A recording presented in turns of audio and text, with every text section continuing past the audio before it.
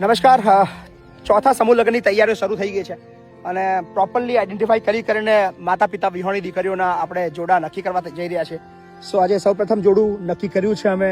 શું નામ છે બેટા તારું? રાહુલ અરવિંદભાઈ પરમાર. કયું ગામ તારું? પીપળાદા. પીપળાદા. અને દીકરી છે, દીકરીનું નામ છે હેતલ. હેતલ તારા મમ્મી પપ્પા નથી? હેતલ એવી છે, હેતલનું મૂળ ગામ છે સોજિત્રા તાલુકો. બેટા કયું ગામ? સોજિત્રા. પ્રોપર સોજિત્રામાં જ. સો હેતલના મમ્મી પપ્પા નથી. પપ્પા કેટલા વર્ષ પહેલા એક્સપાયર થઈ ગયા બેટા? પપ્પા યાદ જ નથી તને? અને મમ્મી? મમ્મી બીજે મેરેજ કરી લીધા. તને નાની હતી ત્યારે જ? કોને મોટી કરી બેટા તને? બા દાદાએ.